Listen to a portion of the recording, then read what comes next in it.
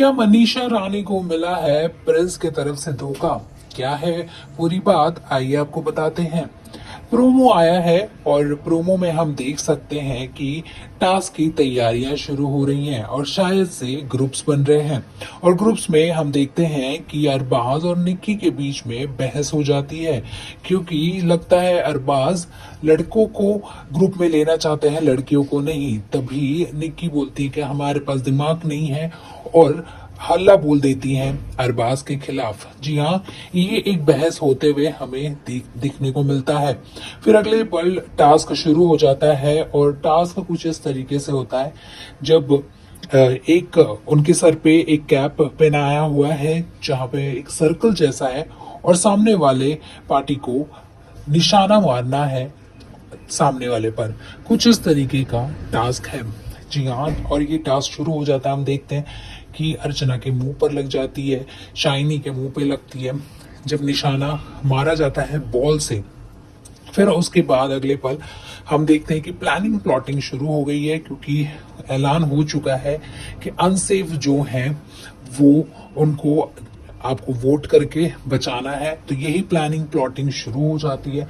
तो उसी बीच में प्रिंस ये कहते हैं मनीषा रानी को कि मैं प्रॉमिस करता हूं कि अगली बार मैं तुझे वोट आउट करूंगा और देखता हूं कि वो तुझे सामने वाले बचाते हैं कि नहीं। क्या पता मनीषा रानी और प्रिंस के बीच में कुछ बहस हुई होगी और इस वजह से प्रिंस ने ये बात बोली है मनीषा रानी को। ये देखना काफी इंटरेस्टिंग होगा कि आखिर एक मनीषा रानी ने ऐसा क्या बोला है कि प्रिंस ने उनको ये बात बोली है। जी हाँ, हम जानते ही हैं कि मनीषा रानी काफी एंटरटेन करती हैं और जिससे दोस्ती करती हैं उससे दोस्ती निभाती हैं। तो क्या उन्हें धोखा मिलेगा? और हम सब जानते हैं वो शो से निकल के फिर वापस आएंगी, यानी एलिमिनेशन उनका होगा और एलिमिनेशन के बाद वो वापस आएंगी इस शो में वाइल्ड कार्ड एंट्री करके। बिना कोई टास्क के जरिए उनकी डायरेक्टली वाइल्ड कार्ड एंट्री होगी। फिर उसके बाद उनकी क्या कुछ स्ट्रैटेजी होगी, क्या कुछ प्लानिंग प्लॉटिंग होगी, ये भी देखने में काफी मजा आने वाला है। और आपको लेकिन बताना चाहेंगे कि मनीषा रानी जो है वो फिनाले तक नहीं पहुंच पाएंगी। वो फिनाले से पहले ही आउट हो जाएंगी। फिनाले तक सिर्फ 5 कंटेस्टेंट पहुंच पाएंगे। रजत लाल, फैजू, कृष्णा श्रॉफ, काका, शिव ठाकरे, यही 5 पहुंच पाएंगे। और उनमें से जो रजत दलाल है उनको 5th पोजीशन मिलेगा। और आपको बताना चाहेंगे कि इन चारों के बीच में पजल टास्क होगा। पजल टास्क में हम देखेंगे कि जो काका है वो पहले ही अटेम्प्ट में फेल हो जाएंगे, वो पजल सॉल्व नहीं कर पाएंगे। फिर बात आएगी कृष्णा की।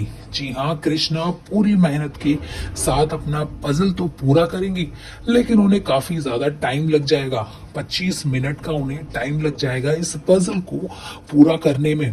फिर उसके बाद हम देखेंगे कि कृष्णा के बाद आती है बारी फैजू की। फैजू तो पहले जो पजल है उसको गलत तरीके से लगाते हैं, तभी लाइन उन्हें बोलते हैं कि आप गलत कर रहे हैं, जिसकी वजह से टाइम ज्यादा लग जाता है। फिर फैजू उसको सही करने में 15 मिनट लगा देते हैं। फिर बारी आती है शिव ठाकरे की। जी हाँ, शिव ठाकरे अपना पजल 10 मिनट में पूरा कर देते हैं। और पूरा करने के बाद शिव ठाकरे ही वो ऐसे प्लेयर बनते हैं जिन्होंने कम समय में इस टास्क को पूरा किया है और उसी के साथ शिव ठाकरे बनते हैं इस सीजन के विजेता। जी हाँ, इस सीजन को जीता है शिव ठाकरे ने, ना कि कोई और।